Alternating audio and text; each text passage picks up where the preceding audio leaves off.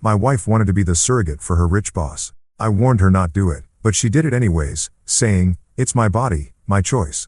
Now she and her family is begging me. But I am clear, not my baby, not my problem. Let me tell you how my entire world got flipped like a goddamn pancake on a Tuesday night in October. My name's Grant Walker, and up until that moment, I thought I had a pretty decent handle on my life. Sure, the mortgage was kicking my ass. The kids were driving me nuts with their constant need for new sneakers that cost more than my first car.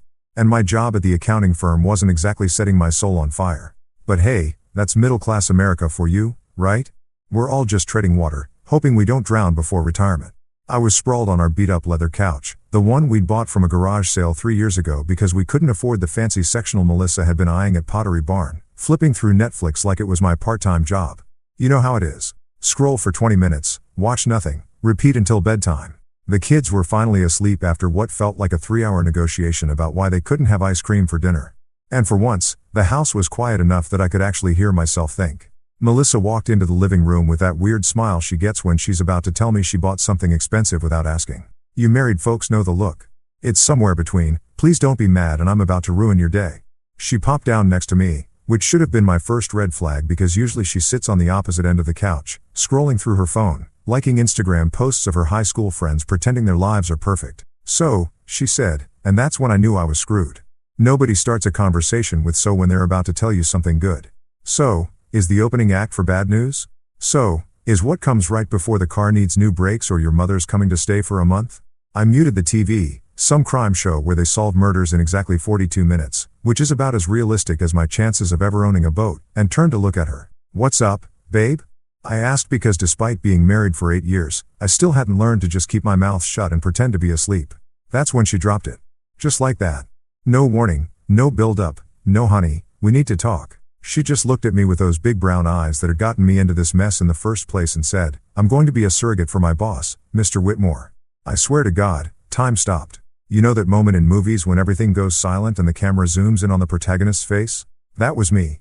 Except instead of dramatic music, all I could hear was the neighbor's dog barking at absolutely nothing like dogs do when they want to remind you that life is chaos. At first, I laughed. I actually laughed because what else do you do when your wife tells you she's planning to carry another man's baby? Like she's announcing she's thinking about taking up yoga. "Good one, Mel," I said, reaching for the remote. "What are we watching?" But she didn't laugh back. She just sat there with that serious expression she usually reserves for parent-teacher conferences and conversations about our credit card debt. That's when it hit me. She wasn't joking. This wasn't some weird attempt at humor. My wife, the mother of my 3 children, the woman who complained when I left dishes in the sink overnight, was seriously telling me she wanted to get knocked up by her boss. "Melissa," I said slowly like I was talking to one of our kids after they'd done something spectacularly stupid. "Please tell me you're kidding." She shook her head and I felt something cold settle in my stomach. You know that feeling when you're on a roller coaster and you hit the big drop? That moment when your brain catches up to what's happening and realizes you're completely screwed. "Yeah, that is wife can't have children." She continued like this was a perfectly normal conversation. "They've been trying for years. Vivian's had 3 miscarriages and the doctors say it's not safe for her to keep trying. Charles asked me last week if I'd consider it and I've been thinking about it ever since." Charles, she called him Charles, not Mr. Whitmore. When had that started? And more importantly, when had my wife started having private conversations with her boss about his reproductive plans? "Melissa, no." The words came out sharper than I intended.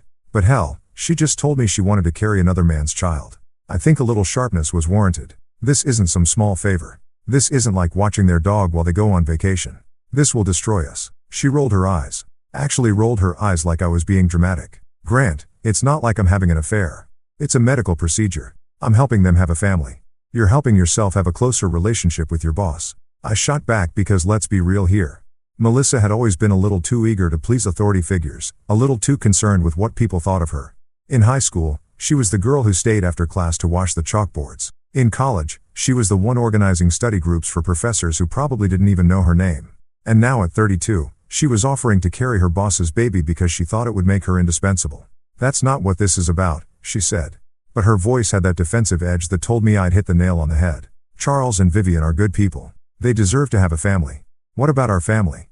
I asked, gesturing around our living room with its mismatched furniture and crayon marks on the walls. "What about our kids? What about us?" She looked at me like I just suggested we sacrifice a goat in the backyard. "This doesn't have anything to do with us. It's my body, Grant. My choice. I don't need your permission." And there it was, the line in the sand. The moment when I realized that somewhere along the way, we'd stopped being a team and started being two people who happened to live in the same house and split the electric bill. My chest felt tight, like someone had wrapped a rubber band around my ribs and was slowly twisting it. "Melissa," I said, trying to keep my voice steady. "If you do this, it will destroy our marriage. You understand that, right?" She stared at me for a long moment, and I thought, maybe, just maybe, she was starting to get it. Maybe she was realizing that carrying another man's baby wasn't exactly the kind of thing you could just add to your weekend to-do list, right between grocery shopping and soccer practice. But then she smiled, and it wasn't the warm smile I'd fallen in love with 8 years ago. It was cold, calculated, like she'd already made up her mind and was just going through the motions of pretending to care about my opinion. "Then maybe," she said, standing up and smoothing down her yoga pants, "you should rethink what being a husband means." And just like that, she walked out of the room, leaving me sitting there with the muted TV and the crushing realization that my marriage had just died. Even though neither of us was ready to admit it yet. That was the night everything changed. That was the night I learned that sometimes the person you love most in the world can become a complete stranger without ever leaving the room. You'd think after dropping a nuclear bomb on our marriage, Melissa might have taken a step back to consider the radioactive fallout.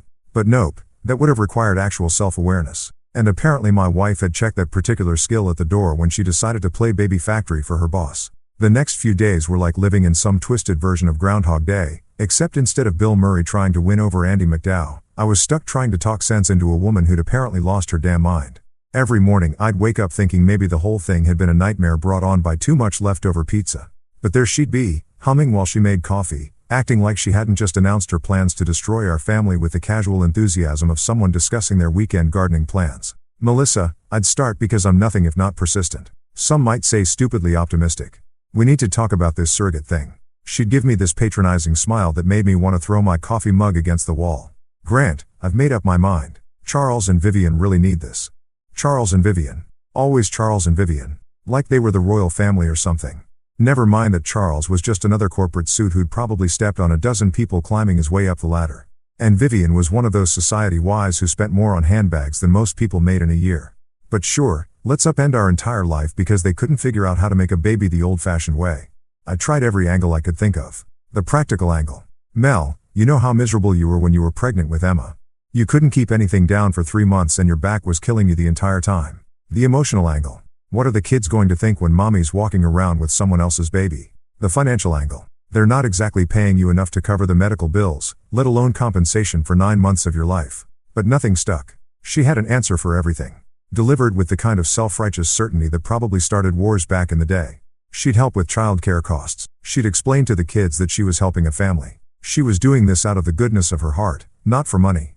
Although, let's be real, the 25 grand Charles was offering didn't exactly hurt her enthusiasm. Then the flying monkey showed up. First, it was her sister Clara because of course it was. Clara had always been jealous of Melissa, jealous of her job, her house, her kids, probably even her split ends, if we're being honest. So, naturally, when Melissa called to share her brilliant plan, Clara jumped on the supportive sister bandwagon like she was running for political office. The call came on a Thursday night while I was helping Jake with his math homework, trying to remember why algebra was supposed to be important when you grow up to be an accountant who spends his days entering numbers into spreadsheets that nobody reads. Grant, Clara's voice had that fake sweet tone she used when she was about to stick a knife between your shoulder blades. "I just wanted to call and tell you how proud I am of Melissa." I pressed the phone harder against my ear, hoping the kids couldn't hear this conversation. "Oh, yeah. And why is that, Clara?" "For agreeing to be a surrogate. It's such a selfless, beautiful thing to do. You should be supporting her instead of being so negative about it." Negative, right? Because apparently not wanting your wife to carry another man's baby made you the villain in this twisted fairy tale. "Clara, with all due respect, this is between Melissa and me." "It's really not. She's my sister," Clara interrupted, and I could practically see her getting all puffed up with righteous indignation. "And what she's doing is amazing. She's giving the gift of life to people who can't have children. It's practically saintly." "Saintly? Jesus Christ. You know what would be saintly, Clara? If Charles and Vivian adopted one of the thousands of kids who need homes instead of paying my wife to manufacture them a custom baby." The line went quiet for a second and I thought maybe I'd actually gotten through to her. But then she came back swinging. "You're being selfish, Grant. This isn't about you. It's about helping people. And Melissa has a big enough heart to do it. Maybe you should try having a little compassion." I wanted to tell Clara exactly where she could stick her compassion. But Jake was sitting right there chewing on his pencil eraser and probably absorbing every word of this train wreck. So instead, I just said, "Thanks for the call, Clara. I'll keep that in mind," and hung up. But Clara was just the opening act. The real headliner came that Sunday after church because, of course, this conversation had to happen after church where everyone was supposed to be feeling all holy and charitable. Melissa's mother, Joanne, cornered me in the parking lot while Melissa was inside getting the kids from Sunday school.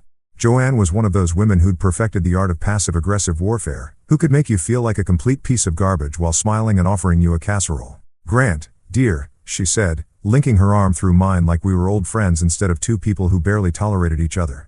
"I wanted to have a little chat with you about Melissa's decision." Here we go, I thought. Round 2 of let's all gang up on Grant. "Joan, I really don't think this is the right place." "Oh, nonsense. There's no wrong place to discuss doing God's work." She patted my arm with her free hand, the same way you'd pat a dog who just peed on the carpet. "What Melissa is doing is truly noble. She's bringing life into the world for people who can't do it themselves. You should be proud of her, not trying to hold her back." Noble. There was that word again. Apparently, everyone had gotten the memo that this was the official spin we were putting on the situation. "Joanne, I understand that you think. I don't think, dear. I know. I raised 3 children and I know what sacrifice looks like. Melissa is making a beautiful sacrifice. And as her husband, you should be supporting her, not making her feel guilty about doing the right thing." The right thing. The right thing would have been talking to me before she agreed to anything. The right thing would have been considering how this would affect our kids, our marriage, our entire life. But apparently I was the only one who seemed to think any of that mattered. "Has it occurred to anyone?" I said, trying to keep my voice low, even though I wanted to shout. "That maybe Melissa should have discussed this with her husband before agreeing to carry another man's baby." Joanne's smile never wavered, but her grip on my arm tightened. "Marriage is about supporting each other's dreams, Grant. Not holding each other back out of selfishness." Selfishness, right?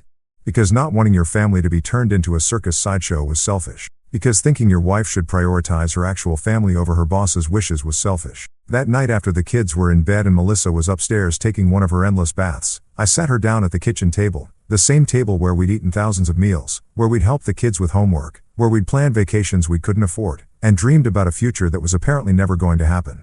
"Melissa," I said, looking directly into her eyes, hoping she could see how serious I was. "I need you to really hear me. If you go through with this surrogate thing, our marriage is over." She stared at me for a long moment, and for just a second, I thought I saw a flicker of uncertainty in her expression.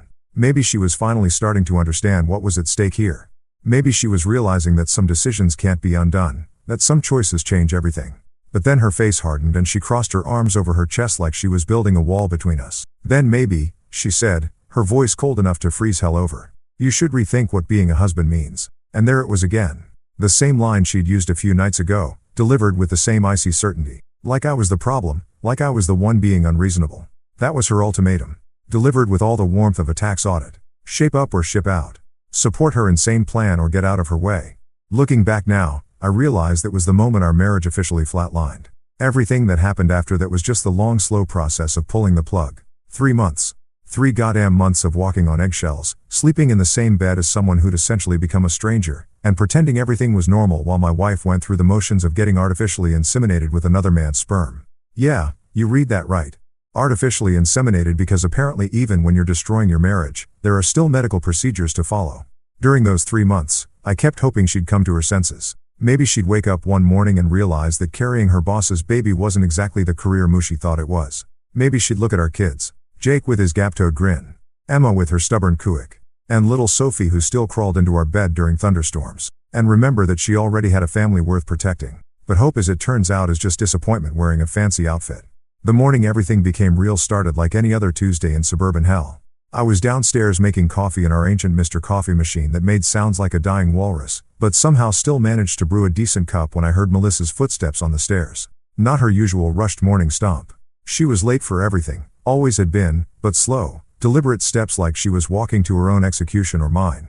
She appeared in the kitchen doorway wearing that ratty pink bathrobe she'd had since college, the one with the coffee stain on the front that no amount of bleach could remove. Her hair was pulled back in one of those messy buns that women somehow make look effortless but probably takes 20 minutes to achieve, and she was holding something in her hand. A pregnancy test, because of course she was. "Grant," she said. And her voice had this weird mix of excitement and terror that I'd heard twice before when she told me she was pregnant with Jake and again with Emma. But this time hearing it made my stomach drop through the floor and probably into our neighbor's basement. I set down my coffee mug, the one Emma had made me in art class with "World's Okayest Dad" painted in crooked letters, and turned to face her fully. Part of me wanted to run, just bolt out the back door, hop in my Honda Civic, and drive until I hit ocean or ran out of gas, whichever came first. But the other part of me, the part that had been preparing for this moment for 3 months, just stood there waiting for the inevitable. It worked, she said, holding up the pregnancy test like it was a winning lottery ticket instead of the death certificate for our marriage. I'm pregnant. And there it was. The moment when theoretical became real, when stupid became irreversible, when my wife officially became pregnant with her boss's baby. She was standing there with this triumphant smile on her face like she just won the Nobel Prize for outstanding achievement in ruining your family. And all I could think was how completely and utterly screwed we were. I didn't yell. I didn't throw anything. I didn't grab her by the shoulders and shake her until she came to her senses. I just looked at her, really looked at her and said the only thing that made sense anymore. Okay. That's it. Just okay.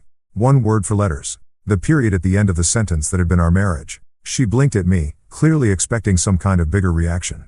Maybe she thought I'd suddenly see the light and realize what a beautiful, generous thing she was doing. Maybe she thought I'd break down and beg her to reconsider. Or maybe she thought I'd lose my completely and give her the dramatic confrontation she could use to justify everything she'd done. But I didn't give her any of that. I just picked up my coffee, took a sip, and said it again. Okay, that's it? She asked. And now there was confusion creeping into her voice. That's all you have to say? I shrugged, which I know sounds callous, but what else was there to do? We'd already had every conversation worth having about this topic. I'd already told her exactly what would happen if she went through with it. She'd already made it clear that my opinion didn't matter to her. So, yeah. Okay, pretty much covered it. Melissa, I said, setting my mug down and turning toward the stairs. You made your choice 3 months ago. Now, I'm making mine. I went upstairs, got dressed for work, and kissed each of my kids goodbye like it was any other morning. Jake was trying to eat his cereal while simultaneously playing some game on his tablet. Emma was having a meltdown because her favorite shirt was in the dirty laundry and Sophie was sitting in her high chair painting her face with yogurt. Normal chaos. Beautiful. Normal chaos. That was about to get a whole lot more complicated. Melissa followed me to the front door, still in that damn bathrobe, still holding the pregnancy test like it was made of gold. Grant, we need to talk about this, she said, and the desperation in her voice almost made me feel sorry for her. Almost. No, I said, grabbing my keys from the bowl by the door. The ceramic bowl Emma had made in 2nd grade that was supposed to look like a flower, but mostly looked like something you'd find at the bottom of a pond. We really don't. And then I left. I drove to work, sat in my cubicle, and spent 8 hours entering numbers into spreadsheets while my marriage imploded in slow motion. Around lunchtime, I pulled out my phone and called James Holloway, a divorce attorney I'd gone to high school with. We played on the same baseball team junior year. He was a decent shortstop, terrible at math, and apparently great at destroying marriages for a living. Jim, I said when he picked up, it's Grant Walker. I need a lawyer. There was a pause and then he said, Jesus, Grant, what did you do? It's not what I did, I said, looking around the office to make sure nobody was listening. It's what my wife did. She's pregnant with her boss's baby. Another pause longer this time. Come again. She's a surrogate for her boss and his wife. I told her not to do it. She did it anyway. Now I need to know what my options are. Holy man. That's wow. Okay. Can you come in tomorrow morning? We need to talk about this in person. 2 days later, I had divorce papers drawn up. Professional, clean, no-nonsense divorce papers that laid out exactly what I wanted. Custody of our 3 kids, half the house equity, and absolutely zero responsibility for the baby she was carrying. I had James serve them to her at her office because I figured if she could make major life decisions without consulting me, I could return the favor. She called me that afternoon, sobbing so hard I could barely understand what she was saying. You can't be serious, she kept repeating like saying it enough times would somehow make it true. You can't be serious. But I was serious. Dead serious. More serious than I'd ever been about anything in my life. Melissa, I said, sitting in my car in the parking lot of a Starbucks because I couldn't have this conversation at home with the kids listening. I told you exactly what would happen if you did this. You didn't believe me. That's not my fault. Even her boss got involved because apparently Charles Whitmore thought his money and influence extended to my personal life. He called me that evening, his voice dripping with that fake concern that rich people use when they're pretending to care about the little people. Grant, he said, and I could practically hear the expensive suit he was wearing. I think there's been a misunderstanding. What Melissa is doing, what she's doing for Vivon and me, it's a beautiful thing. A gift. You should see this as something to be proud of, not something to run away from. A gift. A beautiful gift. That's what he called the destruction of my marriage. Mr. Whitmore, I said, using his formal title because screw his first name familiarity. Let me make something clear. You hired my wife's body to carry your baby. You destroyed my marriage. That makes this your problem, not mine. Handle it. And then I hung up on him because rich or not, boss or not, he didn't get to lecture me about my own life. That night, lying in bed next to a woman who was carrying another man's child, I realized something important. Betrayal doesn't always come with dramatic music and tear-filled confrontations. Sometimes it comes with a triumphant smile and a pregnancy test delivered over morning coffee like it's good news instead of the end of everything you thought you knew about your life. You know what's funny about filing for divorce? It doesn't actually make your wife disappear. I mean, I knew that logically. I'm not a complete idiot, but somehow I'd thought that once I served Melissa those papers, she'd magically vanish from my daily life like a bad dream or a telemarketer who finally gets the hint. Instead, she just kept existing in my space, growing another man's baby while acting like nothing had fundamentally changed about our situation. The first few weeks after dropping the divorce bomb were like living in some twisted version of the Twilight Zone. Melissa refused to move out, claiming she needed stability during this difficult time. Apparently, carrying your boss's baby is stressful. Who knew?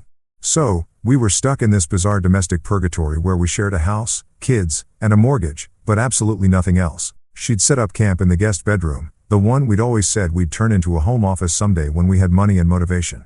Now, it looked like a nursery showroom had exploded in there, boxes of baby stuff everywhere, a crib that was still in pieces leaning against the wall, and enough prenatal vitamins to supply a small army of pregnant women.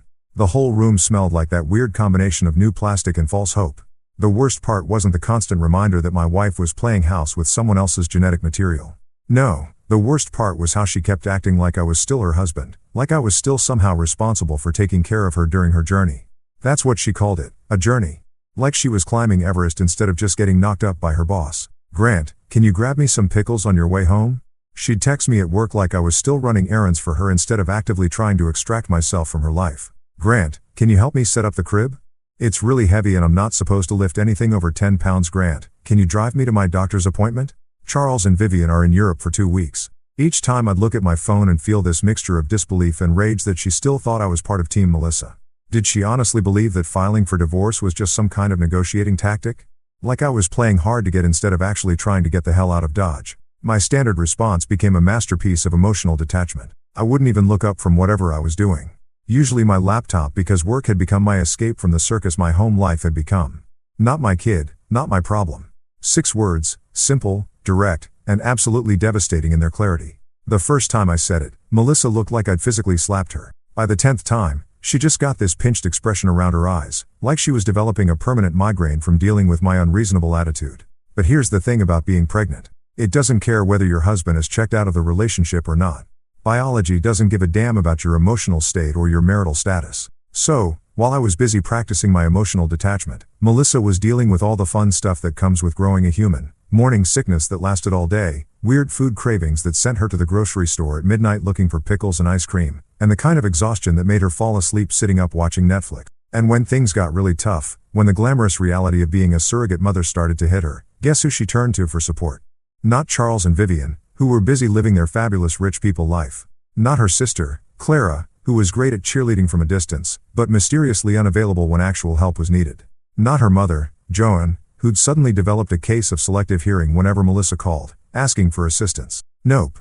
She turned to me, the guy she'd basically told to go screw himself when he asked her not to carry another man's baby. The pattern was always the same. She'd start out trying to handle everything herself, putting on this brave face like she was some kind of pregnancy warrior who didn't need anybody. But then reality would set in, usually around 3 a.m. when the baby decided to practice kickboxing on her internal organs, and she'd come knocking on my bedroom door like a lost puppy looking for shelter. Grant, she'd whisper, tapping softly on the door like she was afraid to wake me up, even though we both knew I wasn't sleeping.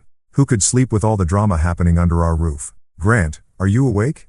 I'd lie there in the dark staring at the ceiling, listening to her breathe on the other side of the door. Part of me, the part that had loved her for 8 years, the part that had held her hair back when she had food poisoning, the part that had stayed up all night when she was scared about Jake's ear infection, wanted to open that door and help her. But the bigger part, the part that was still pissed off about her complete disregard for our marriage, kept me glued to the mattress. Please, Grant, just once, can you help me? The baby's kicking so hard I can't sleep, and I'm scared something's wrong. That's when I'd roll over and deliver my favorite new phrase with all the warmth of a tax audit. Not my baby, not my problem. The silence that followed was always thick enough to cut with a knife. Sometimes she'd stand there for a few minutes, probably hoping I'd change my mind. Sometimes I'd hear her crying softly through the door, which should have broken my heart, but mostly just made me angry. She'd made her choice, and now she was learning that choices have consequences. Even our neighbors started to notice that something was off. Mr. Daniels, the retired guy next door who spent most of his time watering his lawn and judging everyone else's landscaping choices, cornered me one Saturday morning while I was taking out the trash. "Grant," he said, glancing toward our house, where Melissa was visible through the kitchen window, moving slowly and looking about as miserable as a human being could look. "Everything okay over there?" "Melissa looks exhausted." I followed his gaze and saw her struggling to reach something in the top cabinet. Her pregnant belly, making it impossible to get close enough to the counter. 6 months ago, I would have rushed inside to help her. Now, I just shrugged and kept walking toward the garbage cans. She made her bed. I told Mr. Daniels, "Let her lie in it." He gave me this look like I just announced I was joining a cult or starting a meth lab in my garage. "But Grant, she's pregnant. Doesn't matter what happened between you two. She needs help." "Then her boss can help her," I said, shoving the trash bag into the can with more force than necessary. "He's the father, not me." Mr. Daniels shook his head like he couldn't believe what he was hearing. "I don't know what happened between you two, but this isn't right, son. A man doesn't abandon his wife when she's carrying a child. A wife doesn't get pregnant by another man." I shot back because I was getting really tired of everyone acting like I was the villain in this story. Charles Whitmore wanted a baby. He got one. Now he can deal with everything that comes with it. But Charles and Vivian, it turned out, were about as useful as screen doors on a submarine when it came to the day-to-day reality of pregnancy. They showed up for the big moments, the ultrasound appointments where they could see their precious baby developing, the doctor visits where they could ask questions about genetic testing and due dates. They brought expensive gifts and talked about nursery themes and college funds. But when Melissa needed someone to hold her hair back while she puked her guts out, or when she needed help getting up from the couch because her center of gravity had shifted to somewhere around Jupiter, Charles and Vivon were nowhere to be found. They had lives to live, after all, important places to be. Charles had board meetings and golf games. Vivon had charity galas and spa appointments. They couldn't be expected to deal with the messy, unglamorous parts of pregnancy. That's what husbands were for. Except I wasn't her husband anymore. Not in any way that mattered. I was just the guy who happened to share a house with her while lawyers figured out how to divide up 8 years of marriage into neat little legal categories. I was the roommate who knew where she kept the good ice cream and which brand of prenatal vitamins didn't make her nauseous, but who had absolutely zero interest in using that knowledge to make her life easier. Because here's the thing nobody talks about when they're busy judging your choices. Sometimes love isn't enough. Sometimes respect matters more than affection. And sometimes preserving your own sanity is more important than being the bigger person. Melissa had chosen Charles and Vivon's needs over mine, their future over ours, their happiness over our family stability. Now she could live with the consequences of that choice. All by herself, just like she'd wanted. 9 months. That's how long it takes to grow a human being, destroy a marriage, and completely lose your damn mind.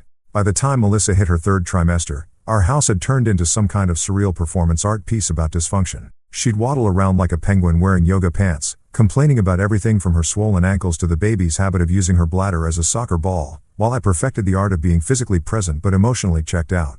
The whole situation was like watching a car accident in slow motion. You know it's going to end badly, but you can't look away because the human brain is wired for disaster porn. Every day brought some new drama, some fresh reminder that my wife was carrying another man's genetic legacy while I counted down the days until I could legally extract myself from this nightmare. The birth itself happened on a Tuesday in March because apparently even babies don't have the courtesy to arrive on convenient days. I was at work deep in the thrilling world of quarterly tax filings when my phone started buzzing like an angry hornet. The first call was from Melissa, which I let go to voicemail because I'd learned that answering her calls only led to requests for favors I had no intention of granting. The second call was also from Melissa. Then the 3rd, 4th, and 5th. Finally, I picked up, figuring maybe the house was on fire or one of our actual kids needed something. "Grant," she gasped, and I could hear that particular brand of panic that meant things were happening fast. "It's time. The baby's coming." For a split second, just one stupid reflexive second, my brain went into husband mode. The same mode that had kicked in when she'd gone into labor with Jake, Emma, and Sophie. The mode where you drop everything, grab the hospital bag, and drive like a maniac while trying to remember everything from those childbirth classes you'd slept through. But then reality crashed back in like a bucket of ice water. This wasn't my baby. This wasn't my emergency. This was Charles and Vivian's big moment, the culmination of their expensive fertility journey. The answer to all their rich people prayers. "Okay," I said. My voice as flat as roadkill. "So call Charles." I did, she sobbed. And now I could hear the real fear creeping in. "He's in a meeting. His secretary said she'd try to reach him, but then call Vivon. She's at some spa in Napa. Grant, please, I need." I hung up. Just pressed the little red button and went back to my tax forms like nothing had happened. Because what was I supposed to do? Drop everything and rush to the hospital to watch my wife give birth to her boss's baby, hold her hand while she delivered another man's child? Cut the umbilical cord that connected someone else's kid to my wife's body. Yeah, that was going to be a hard pass for me. The phone kept ringing. Melissa, probably calling from the ambulance or the hospital, desperate for someone, anyone, to be there for her during what should have been one of the most important moments of her life. But she'd made her choice about who mattered to her. And it wasn't me. Around 3:00 p.m., my desk phone rang. The hospital. Mr. Walker. This is St. Mary's Hospital. Your wife Melissa asked us to call you. She's given birth to a healthy baby boy and she's asking if you can come. I'm not the father, I said, cutting off whatever guilt trip they were about to lay on me. Call Charles Whitmore. He's the father. This has nothing to do with me. There was a pause. The kind of silence that happens when someone realizes they've stepped into a situation way more complicated than they bargained for. Sir, Mrs. Walker is very upset. She's asking for you specifically and I'm specifically not coming. I said like I told you. Call Charles Whitmore. It's his baby, his responsibility. I gave them Charles's office number and hung up. Then spent the rest of the day trying to focus on work while ignoring the growing knot in my stomach. Not guilt. I was way past guilt, but something else. Maybe relief that it was finally over. That the pregnancy that had been hanging over our lives like a storm cloud had finally ended. Maybe anticipation for what came next now that there was an actual baby involved instead of just the abstract idea of one. That evening, I picked up our kids from after-school care like it was any other day. Jake was excited because he'd gotten an A on his science project about volcanoes. Emma was grumpy because some kid had stolen her favorite pencil eraser. And Sophie wanted to know if we could have pancakes for dinner. Normal kid problems. Beautiful. Normal kid problems that had nothing to do with surrogacy or bosses or babies that belonged to other people. Where's Mommy? Sophie asked as I buckled her into her car seat. Mommy's at the hospital, I said, which was technically true. She had to help some people today. Is she sick? Emma asked. And I could see her starting to worry in that way kids do when they sense something's wrong, but don't understand what. No, sweetheart. She's fine. She just had to do something for work. It wasn't a lie. Exactly. Melissa had made it pretty clear that this whole surrogate thing was about her career, about impressing Charles and securing her position at the firm. So, yeah, it was work-related. We went home, ordered pizza, and had what turned out to be one of the nicest evenings we'd had in months without Melissa's pregnancy hormones turning every conversation into a potential minefield. Without the constant tension of living with someone who'd fundamentally betrayed everything our marriage was supposed to represent, the house felt peaceful for the first time in 9 months. Around 8 p.m. after the kids were in bed, my phone rang. Melissa, calling from the hospital, her voice thick with exhaustion and something that might have been regret. Grant, she whispered like she was afraid someone might overhear. Please come. I'm scared. And for just a moment, I felt something crack inside my chest. Not enough to change my mind, but enough to remind me that once upon a time, I'd love this woman enough to marry her. Enough to have 3 kids with her. Enough to believe we'd grow old together on some front porch somewhere, watching our grandkids play in the yard.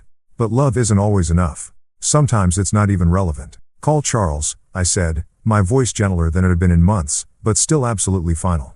He's the father, not me. Charles is. He's busy. The baby's beautiful, Grant. He has these tiny little fingers and he's so perfect. And I need someone here who cares about me. That's when it hit me.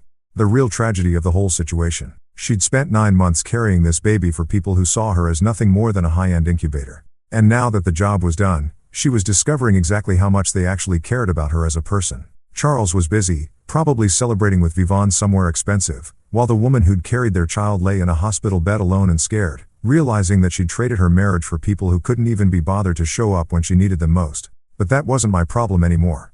I tried to warn her. I told her exactly what would happen. She'd chosen not to believe me. Melissa, I said, looking out the kitchen window at our backyard where the kids' swing set sat empty in the fading light. You made your choice. Now live with it. And then I hung up and turned off my phone because I was done being her backup plan. Done being the person she turned to when her real priorities let her down. Done being married to someone who'd put her boss's needs ahead of our family's well-being. The baby was born healthy and perfect, just like she'd said. Charles and Vivon finally showed up at the hospital with flowers and champagne and probably a photographer to document their magical moment. They got their custom-made baby, their happy ending, their perfect little family. And I got to start figuring out what my life looked like without the woman who'd been the center of it for 8 years, but who'd chosen to give the most intimate part of herself to someone else. The thing about rock bottom is that it's surprisingly comfortable once you've been there for a while. You'd think it would be this dramatic, soul-crushing experience. But really, it's more like settling into a worn-out recliner. Not pleasant exactly, but familiar enough that you stop noticing how much it sucks. Melissa came home from the hospital 3 days after giving birth. And it was like watching a ghost try to resume its old haunting routine. She moved through the house like she was sleepwalking, clutching that baby like it was the last life preserver on the Titanic and looking at me with these desperate hollow eyes that screamed, "Fix this," louder than any words ever could. But here's the thing about being the guy who warned everyone the ship was going to sink. By the time you're proven right, nobody wants to hear, "I told you so." They just want you to somehow magically make everything okay again, like you're some kind of domestic superhero who can undo months of spectacularly bad decisions with the power of forgiveness and selective amnesia. Not happening. The first week was almost funny in a dark comedy sort of way. Melissa would shuffle around the house in her ratty bathrobe looking like an extra from a zombie movie while Charles and Vivon's beautiful gift screamed at all hours of the day and night. Turns out babies don't give a damn about your motivations for having them. They're going to cry whether you're their biological mother or just the lady who happened to carry them for 9 months. She'd set up a makeshift nursery in the guest bedroom, complete with all the baby gear that Charles and Vivian had bought, but apparently couldn't be bothered to take home yet. The irony wasn't lost on me. Here she was playing house with someone else's kid while our actual children tiptoed around the house like they were afraid to breathe too loud. "Mommy, why is the baby here?"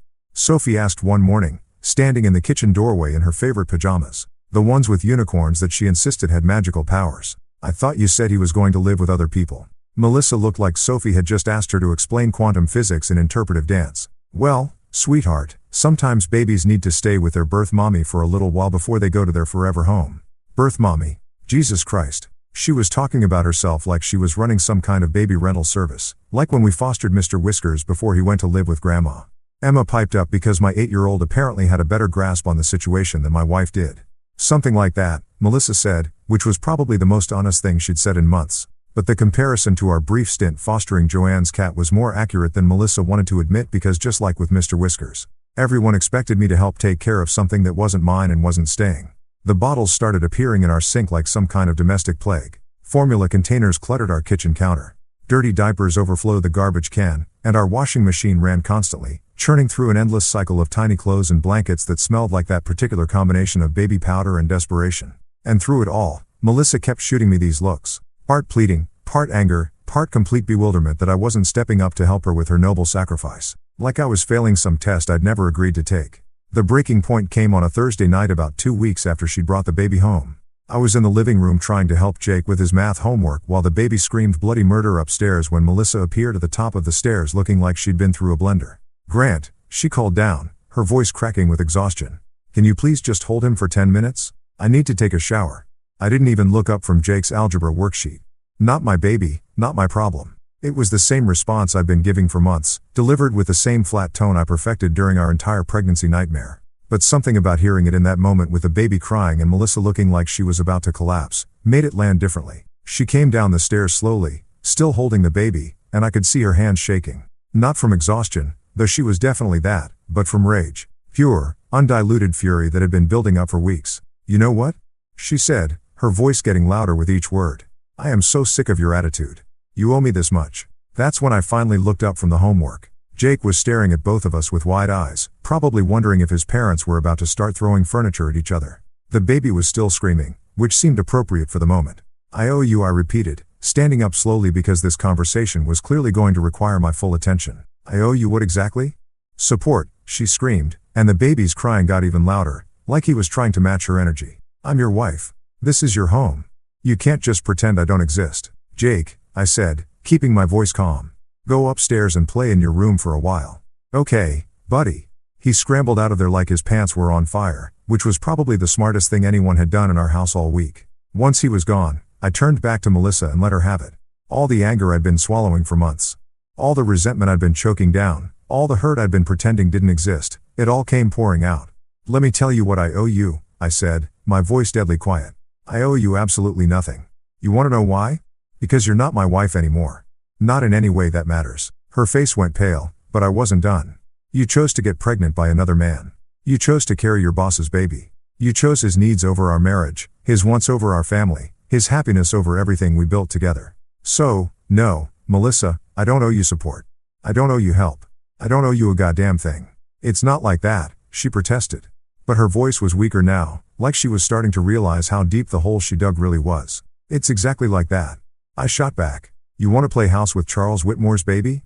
Fine, but don't expect me to be your backup husband when the real parents can't be bothered to show up." That's when she really lost it.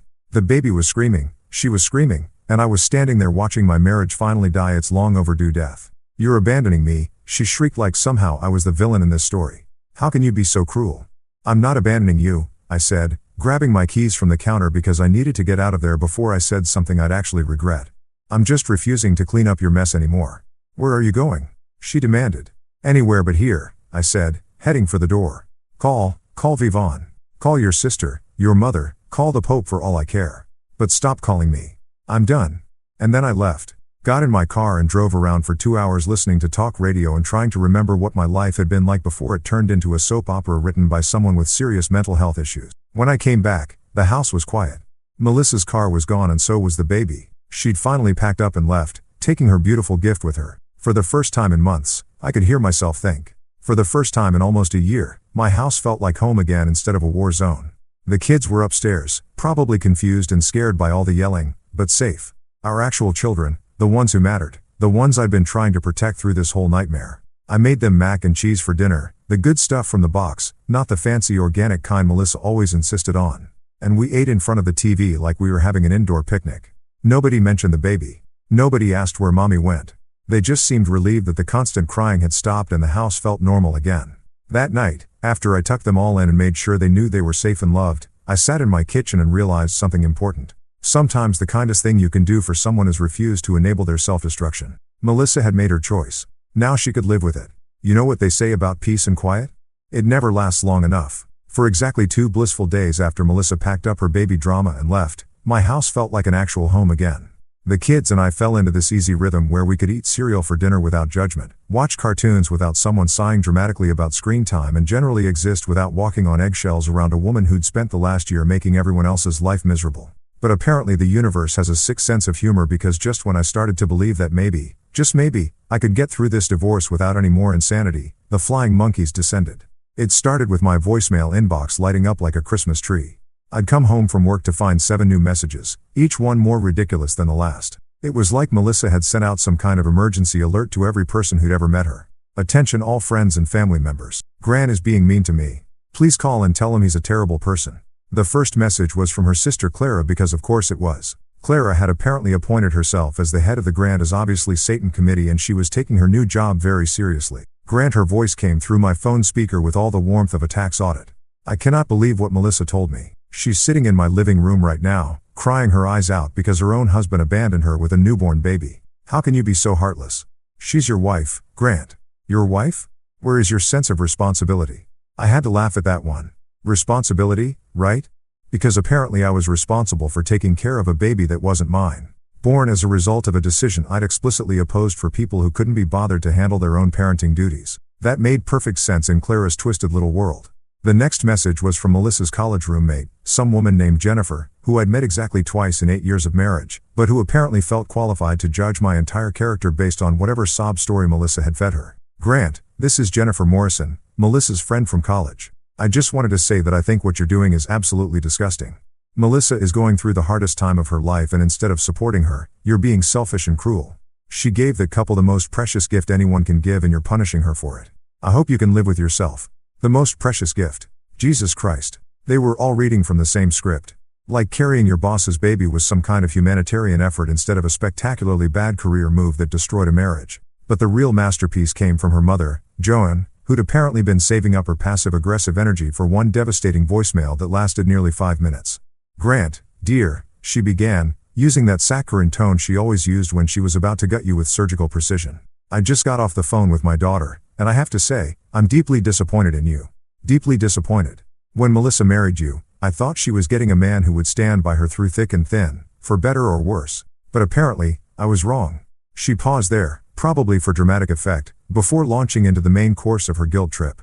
That poor girl is sitting in Clara's apartment right now with a beautiful baby boy, and she's heartbroken because the man she married, the man who promised to love and honor her, has turned his back on her in her hour of need. She's exhausted. She's scared, and she's dealing with all of this alone because you've decided to be petty and vindictive instead of being the husband she needs. Petty and vindictive. That's what Joanne called my refusal to play house with my wife's boss's baby. Not principled. Not self-respecting. Petty and vindictive. I raised 3 children, Grant.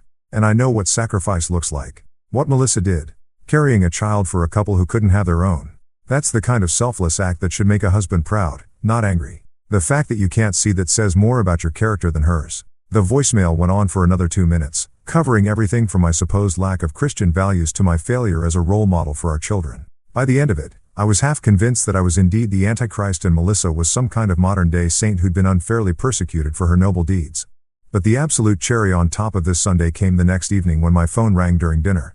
I was helping Sophie cut up her chicken nuggets when Charles Whitmore's name appeared on my caller ID. Charles Whitmore, the man who'd hired my wife's reproductive system, was calling to lecture me about my attitude.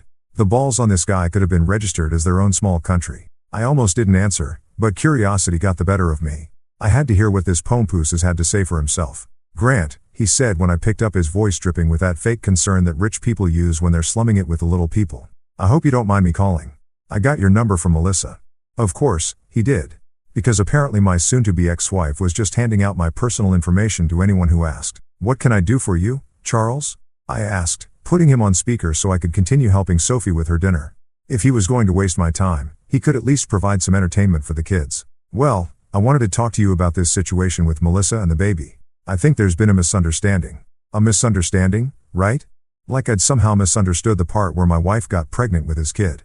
"I'm not sure what you think I'm misunderstanding," I said, cutting up him his nuggets while she made faces at the phone. "Seems pretty straightforward to me, Grant. What Melissa has done for Vivon and me, it's incredible. It's a gift beyond measure. She's given us the chance to have a family, to experience the joy of parenthood that we thought was lost to us forever. You should be proud of her. You should be supporting her through this transition. Like carrying someone else's baby was some kind of career change instead of a marriage-ending betrayal." "Charles," I said, wiping barbecue sauce off Sophie's face, "let me explain something to you. You hired my wife to carry your baby. You destroyed my marriage. You got what you paid for. Now it's your responsibility to deal with the consequences." There was a pause and I could practically hear him trying to figure out how to spin this in his favor. "But Grant, you're still part of this family. We're all connected now through this beautiful child. We need to work together, support each other." That's when I lost it, because this rich entitled piece of garbage who treated my wife like a rental womb was trying to tell me that I was part of his family now. Like his money gave him the right to reorganize my entire life to suit his convenience. "Listen to me very carefully, Charles," I said, my voice getting deadly quiet. "We are not family. We are not connected. We are not anything. You wanted a baby, you got one. You hired my wife's body and destroyed my marriage in the process. But here's the thing that makes this your problem, not mine, Grant. I don't think you understand." "No, I understand perfectly. You thought you could buy your way into parenthood without dealing with any of the messy parts? Well, congratulations. Those messy parts include middle-of-the-night feedings, diaper changes, and a woman who's probably realizing that being a surrogate isn't quite the glamorous experience she thought it would be. But that's your mess to clean up, not mine." "But Melissa needed to think about what she was doing before she did it," I interrupted. "She needed to consider how this would affect her actual family before she agreed to carry your baby. She needed to listen to her husband when he told her this was a terrible idea. But she didn't do any of those things, did she?" The line went quiet, and for a moment, I thought maybe I'd actually gotten through to him. Maybe he was starting to understand that his money couldn't buy him absolution from the chaos he'd helped create. But then he came back with that same smooth, condescending tone. "Grant, I think you're being unreasonable. This is about more than just you and Melissa. There's a child involved now." "Your child," I said, cutting him off again. "Your responsibility. Your problem. I never wanted any part of this arrangement. I told everyone it was a bad idea. And now I'm supposed to clean up the mess. I don't think so." And then I hung up on him because, rich or not, boss or not, he didn't get to lecture me about responsibility while sitting in his fancy office, completely removed from the reality of what he'd set in motion. That night, after the kids were in bed, I sat in my kitchen and marveled at the sheer audacity of these people. They'd all rallied around Melissa like she was some kind of victim instead of a woman who'd made a series of spectacularly bad choices that had predictable consequences. Not one of them had called to ask how I was doing. Not one had acknowledged that maybe, just maybe, I had a right to be angry about my wife carrying another man's baby. Not one had suggested that perhaps Melissa should have considered her husband's feelings before agreeing to this insane arrangement. But they all had plenty to say about my supposed failures as a husband and human being. The begging parade was in full swing, and I was apparently the only one who could see how ridiculous the whole thing was. If you've never been through a divorce, let me paint you a picture. Imagine the worst job interview of your life crossed with a root canal sprinkled with the emotional devastation of watching your entire adult life get dissected by strangers in cheap suits. Now multiply that by about 1,000 and you're getting close to what it's like to sit in a courtroom while lawyers argue over who gets to keep the good dinnerware and whether you're a terrible human being. The whole thing started 6 months after I'd filed the papers because apparently the legal system moves at roughly the same speed as continental drift. By the time we actually made it to court, Melissa had settled into her new life as a single mother living in her sister's spare bedroom. Charles and Vivian had presumably bonded with their custom-made baby, and had gotten comfortable with the idea that my marriage was dead than disco. But Melissa, being Melissa, couldn't just sign the papers and move on with her life. No, she had to turn our divorce into some kind of three-ring circus where she was the tragic heroine, and I was the mustache-twirling villain who'd abandoned his pregnant wife in her hour of need. Her lawyer was this guy named Richard Steinberg, one of those slick operators who probably learned his trade watching reruns of LA Law, and figured out that righteous indignation pays better than actual legal knowledge. He had perfectly styled hair, a tan that definitely came from a bottle, and the kind of practiced sincerity that made you want to check your wallet after shaking his hand. My lawyer, on the other hand, was James Holloway, the same guy I played baseball with in high school, who'd gone on to law school while I was studying accounting and probably wondering why anyone would voluntarily choose a career that involved this much paperwork. Jim was the kind of lawyer who wore off-the-rack suits and actually cared about winning cases instead of just looking good while losing them. The courtroom itself looked exactly like every courtroom you've ever seen on TV, with paneling that had probably been installed during the Coolidge administration, fluorescent lighting that made everyone look like they were suffering from a vitamin deficiency, and that particular smell that all government buildings seem to have, like disinfectant mixed with broken dreams. Melissa sat at the plaintiff's table looking like she'd stepped out of a tragic single mother photo shoot. She was wearing this simple black dress that probably cost more than my monthly car payment. Her hair was pulled back in a style that said, "I'm too devastated to care about my appearance, but somehow still look perfect." And she had this expression on her face like she was bravely enduring an unthinkable injustice. Behind her in the gallery sat her entire support squad. Clara looking appropriately outraged. Joan dabbing at her eyes with a tissue like she was watching a particularly sad episode of This Is Us. And I you not. Charles and Vivian Whitmore sitting in the back row like they were attending a community theater production of Poor Melissa Gets Screwed Over by Her Mean Husband. The audacity of those two showing up was almost impressive. Here they were, the people who'd started this whole mess by hiring my wife's reproductive system, sitting in my divorce proceedings like concerned family members instead of the home wrecking they actually were. Steinberg opened with what I can only describe as a masterclass in emotional manipulation. He painted a picture of Melissa as this selfless saint who'd made the ultimate sacrifice to help a childless couple only to be cruelly abandoned by her heartless husband during the most vulnerable time of her life. "Your Honor," he said, gesturing toward Melissa like she was some kind of religious icon, "my client is a woman who exemplifies the very best of human nature. When she learned that her employer and his wife were struggling with infertility, she made the extraordinary decision to serve as their surrogate mother. This wasn't a decision she made lightly, Your Honor. This was an act of pure compassion, a gift of life itself, a gift of life. Jesus, these people really were all reading from the same script." But instead of supporting his wife during this difficult time, Steinberg continued, his voice getting more dramatic with each word. "The defendant chose to abandon her. He filed for divorce while she was pregnant. Your Honor, he refused to attend the birth of the child she was carrying. He has shown a callous disregard for his wife's emotional and physical well-being. That is frankly shocking. He went on like that for 20 minutes, painting me as some kind of monster who'd kicked a pregnant woman to the curb for having the audacity to help people in need. By the time he was done, I was half convinced that I should be locked up for crimes against humanity instead of just trying to get out of a marriage that had turned into a nightmare. But then it was Jim's turn. And that's when things got interesting. Your Honor, Jim said, standing up with a stack of papers that looked thick enough to stop a bullet.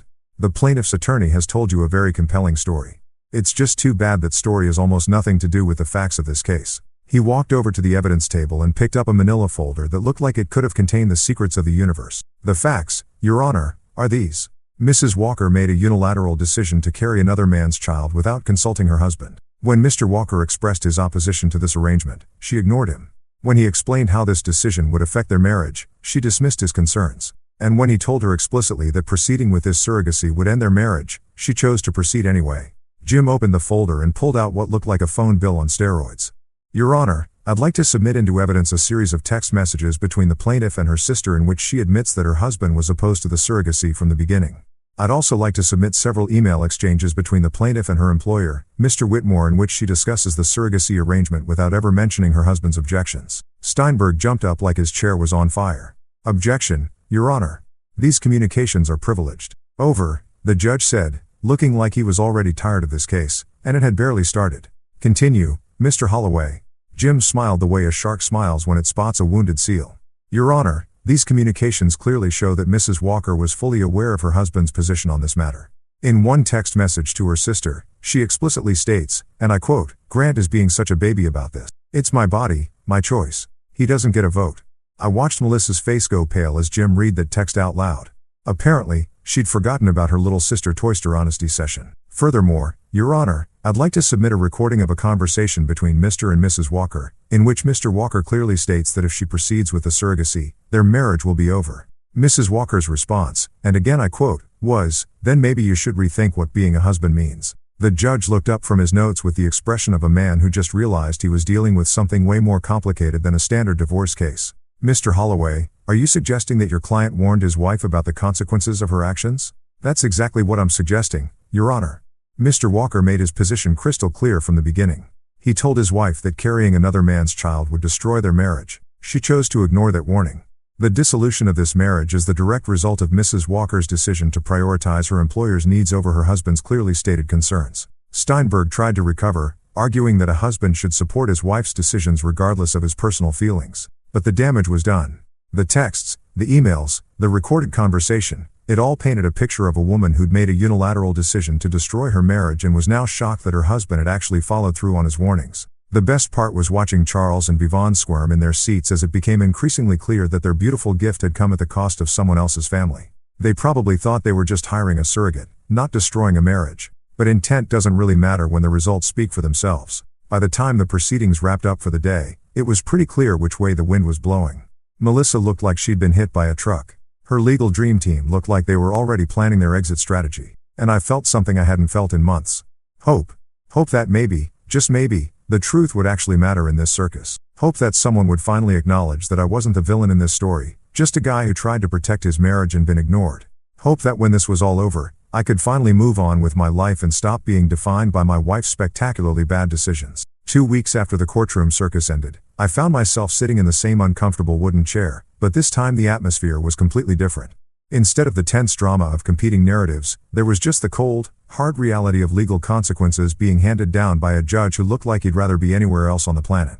Judge Morrison was one of those old school guys who'd probably seen every sob story, every excuse, and every attempt at emotional manipulation that the legal system had to offer. He had gray hair, wire-rimmed glasses, and the expression of a man who'd stopped being surprised by human stupidity sometime around the Clinton administration. After reviewing all the evidence presented, he began, his voice carrying the weight of finality that only comes from years of making decisions that change people's lives forever. This court finds that the dissolution of this marriage was the direct result of unilateral decisions made by the plaintiff without regard for her spouse's clearly stated objections. I felt something loosen in my chest, something that had been wound-tight for almost a year. This was it. This was the moment when someone in authority finally acknowledged that I wasn't the bad guy in this story. Furthermore, Judge Morrison continued, the court finds that the plaintiff's decision to prioritize her employment obligations over her marital responsibilities demonstrates a fundamental disregard for the stability required to maintain a healthy family environment. Melissa sat at her table looking like someone had just told her that Santa Claus wasn't real and the Easter Bunny was a fraud. Her perfectly composed, tragic mother facade was cracking around the edges, and I could see the panic starting to creep in as she realized that her sob story wasn't going to get her what she wanted. Therefore, this court awards primary physical custody of the minor children, Jacob Walker, Emma Walker, and Sophie Walker, to the defendant, Grant Walker. The plaintiff will be granted supervised visitation rights to be exercised at times and locations to be determined by the court-appointed mediator. Supervised visitation. That was the legal way of saying, we don't trust you to be alone with your own kids without someone watching to make sure you don't screw up their lives any worse than you already have. The gavel came down with a sound like a gunshot. And just like that, it was over. 9 months of pregnancy drama, 6 months of legal warfare, and years of marriage. All of it officially dead and buried in about 10 minutes of judicial pronouncement. Melissa broke down completely. Not the pretty, dignified crying you see in movies, but the ugly, desperate sobbing of someone who just realized that actions have consequences and lawyers can't always fix stupid decisions. Her sister Clara rushed forward to comfort her, shooting me a look that could have melted steel, like somehow I was responsible for the mess Melissa had made of her own life. I don't want to lose them, Melissa whispered through her tears loud enough for everyone in the courtroom to hear. It was probably meant to be one last appeal to my non-existent sympathy. One final attempt to make me the villain for enforcing the natural consequences of her choices. I stood up, straightened my tie, the good one I'd bought specifically for this occasion, and looked down at the woman who had once been my partner and everything. Then you should have thought about that before you decided to carry another man's baby, I said, my voice calm and steady. You should have thought about them when Charles asked you to be his surrogate. You should have thought about them when I told you this would destroy our family. But you didn't think about them, did you? You thought about yourself. Her crying got louder, more desperate. But I wasn't done. You want to keep seeing our kids? Then show up for them. Be the mother they deserve instead of the woman who traded their family stability for her boss's approval. Prove that they matter more to you than your career ambitions or your need to impress people who don't give a damn about you. I picked up my briefcase, the same one I'd carried to work every day for 8 years, back when I thought I was building a life with someone who shared my priorities, and headed for the door. But understand this, Melissa, I said, turning back for one last look at the mother of my children. I won't let you drag them into your mess. I won't let you use them as emotional support animals while you figure out how to live with the consequences of your choices. They deserve better than that. They deserve a parent who puts them first. Outside the courthouse, the September air felt crisp and clean, like the world had been washed by rain, even though the sky was perfectly clear. Jim walked beside me, probably savoring his victory, but smart enough not to gloat about it. You did the right thing, Grant, he said as we reached our cars. Those kids need stability, and Melissa's proven she's not capable of providing that right now. I nodded. But I wasn't thinking about being right or wrong. I was thinking about Jake, Emma, and Sophie waiting for me at home with a babysitter. Probably wondering why Daddy had to go to court again. And when things would finally get back to normal. For the first time in almost a year, I had an answer for them. Things were going to get back to normal starting right now. No more drama, no more chaos, no more wondering whether the woman who was supposed to be their mother would make another decision that would turn their world upside down. Just me and them building something stable and sane from the wreckage of what used to be our family. It wasn't the happy ending I'd imagined when I'd first gotten married, but it was better than the alternative. It was a chance for all of us to start over, to build something new without the constant threat of someone else's bad decisions destroying everything we cared about. For the first time in months, I felt like I could breathe again. 6 months later, I'm sitting in my kitchen on a Saturday morning, watching Jake attempt to make pancakes while Emma argues with Sophie about whether syrup belongs on scrambled eggs. The house smells like coffee and slightly burned batter. The morning light is streaming through windows that actually stay clean now that nobody's crying on them constantly. And for the first time in what feels like forever, everything is exactly as chaotic as it should be. This is what normal looks like. Not the fake Instagram perfect normal that people pretend to have, but real normal. The kind where your 8-year-old puts too much vanilla in the pancake mix. Your 6-year-old insists that purple is a perfectly reasonable color for breakfast food. And your 4-year-old tries to feed pancakes to the dog we don't have. Dad, can we get a dog? Sophie asks, right on cue because apparently my kids have developed telepathic powers. Ask me again when you can remember to put your clothes in the hamper instead of on the floor. I tell her, which is parents speak for, not until you're 30 and living in your own house. The funny thing about divorce is that everyone expects you to be miserable. They expect you to be bitter, lonely, struggling to figure out how to braid your daughter's hair or explain why mommy doesn't live here anymore. And sure, there were some rough patches, like the night Emma asked if mommy stopped loving us, or when Jake's teacher called because he'd been acting out at school, but mostly it's been peaceful, quiet in a good way. Like when you finally turn off a TV that's been playing static in the background for so long you forgot it was even on. The kids have their routine now. School, homework, dinner that doesn't come with a side of drama. Weekend movies where nobody sighs dramatically about screen time. Bedtime stories that don't get interrupted by phone calls from people wanting to discuss the moral implications of my abandonment of a woman who chose another man's baby over her own family. Melissa still calls sometimes, usually when she's run out of money, discovered that Charles and Vivant aren't quite as generous with their beautiful gift provider as they were during the pregnancy, or realized that being a single mom living in her sister's spare bedroom isn't quite the empowering experience she thought it would be. Grant, I know we've had our differences, but could you help me out with the electric bill? Just this once. Grant, the baby's been crying all night, and I don't know what to do. Charles said they're too busy to help this week. Grant, I made a mistake. I see that now. Can we talk about working things out? The answer is always the same. No. Not because I'm trying to be cruel, but because I learned something important during this whole nightmare. You can't save people from the consequences of their own choices. You can't love someone into making better decisions. And you definitely can't build a stable life with someone who's willing to torch everything you've built together for the approval of people who see her as nothing more than a means to an end. Her choices are her burden now, not mine. The kids see her every other weekend, supervised visits at a neutral location because the court decided she needed to prove she could prioritize their well-being over her own drama. Sometimes she shows up, sometimes she doesn't. The kids have learned not to get their hopes up too high, which breaks my heart, but also makes me proud of how resilient they are. Dad, Emma says, interrupting my thoughts. Jake put eggshells in the pancakes. Did not. Jake protests. That's just texture. Gross texture, Sophie adds helpfully. I look at my 3 kids, my actual kids, the ones I chose to protect when their mother chose something else, and feel something I haven't felt in a long time. Contentment. Not happiness exactly because this isn't how I thought my life would turn out, but contentment with the knowledge that I did the right thing even when it was hard. All right, troops, I say, standing up to survey the pancake disaster. Let's start over.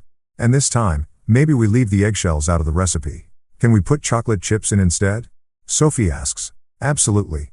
I say because life's too short for plain pancakes and too precious to waste on people who don't appreciate what they have. Outside it's starting to rain. But inside our house, our actual home now, not just the place where we used to live, it's warm and safe and exactly where we belong. Not my baby, not my problem, but these kids. This life we're building together. This peace we've found in the aftermath of someone else's spectacularly bad decisions. This is all mine and I'm never letting anyone take it away from us again.